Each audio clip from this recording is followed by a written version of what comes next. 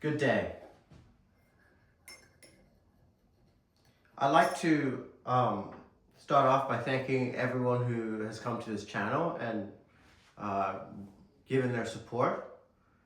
I've been looking at some of the analytics lately and it's doing a lot better than I thought it would. Second, I would like to make a few comments on the current conflict in Iran.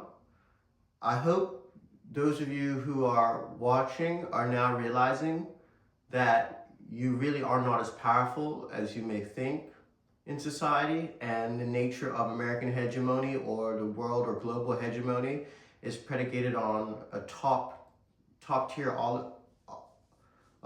oligarchy where we're talking about a few names, a few numbers, a few men. Literally, I don't think there are any women up there. A few men in history that are residing in the world today that are responsible for 99% of the influence over the world.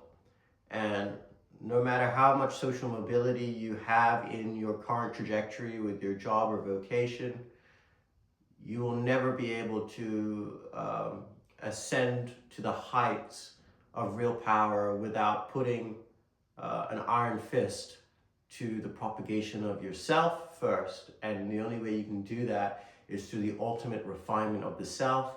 And these things like jobs, friendships, it's too brutal. The world is too brutal for it, unfortunately. And I hope you're seeing it.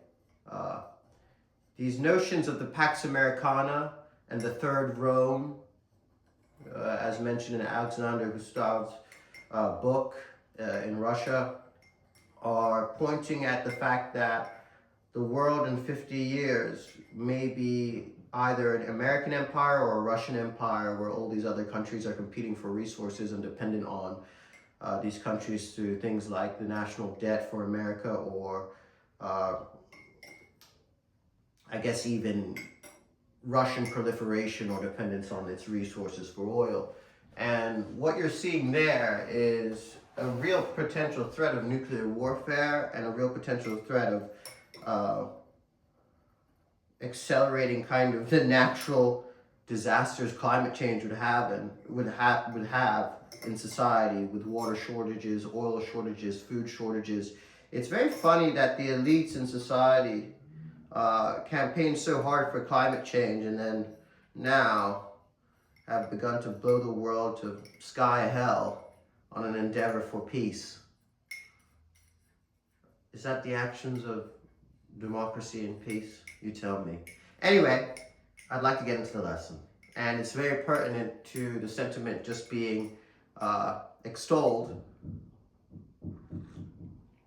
because it's about war again. Yay! Of course, it's intangible warfare, but we draw on real war examples. And today I'd like to talk about the notion of the jihadist suicide bomber and the notion of the Japanese kamikaze. So in World War II, the Japanese developed a new kind of fighting style. They realized, you know what? These missiles aren't really working as well as, I thought they would work against the Americans. Let me just try dive bomb my whole plane into the ship right here. And when they start doing that, they would start to blow things up and they would start to kill a lot more people. And they were also, I think, more accurate because they could steer that plane with their will into U.S. Navy ships.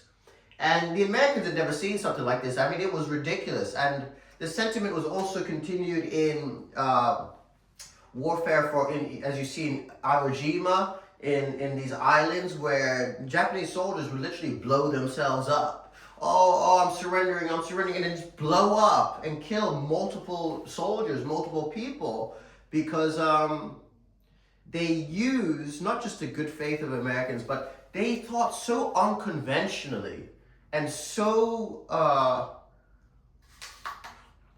selflessly in the propagation of Japan's will and goal that they would literally rather commit seppuku, which is Japanese suicide, but cutting into your stomach and moving to the left, instead of surrender or give up. And if you look at jihadists in the Middle East, traditionally, they would go to American bases with explosives in their cars and blow it to sky hell up. Or, you know, they're traditionally known for this type of guerrilla warfare, very confrontational, little armor, AK-47, and you know what? If the enemy starts to get me, if the enemy starts to come to me, I'm just gonna blow myself up. And this is not the most noble form of warfare, but it is effective. And if it's effective, we are not here to consider the morality of it. In the Nietzschean ideology, we are far detached, far beyond good and evil. So, why do I say all this? Why am I invoking suicide bombers, jihadists, and kamikaze attacks? I'm saying this because that's exactly what Trump does, and that's exactly what Putin does.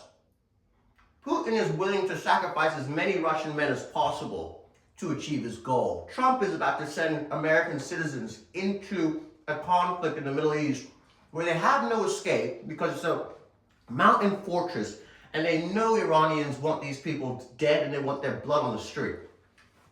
So,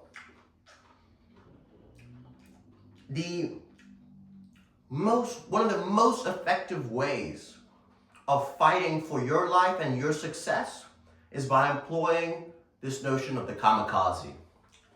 And the kamikaze is essentially a way to derive blood from stone or water from stone. If you look at the story of creation, there was nothing, and then there was something. The scientists call this a Big Bang theory. Evangelists call this creation. Whatever the story is, you can't deny the universe went from nothing to something. And that is what I believe is the true mystery of life, is how do we create something out of nothing? And you have to create a big bang. And you have to be loyal to kind of faith that whatever it is you choose to die on, whatever hill you choose to die on is worth it in the end.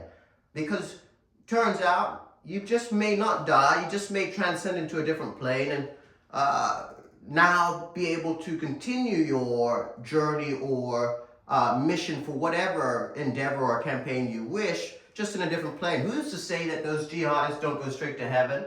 Who's to say that those kamikaze fighters don't go straight to hell? We don't know, but the point of the matter is they were damn sure willing to find out. We better recognize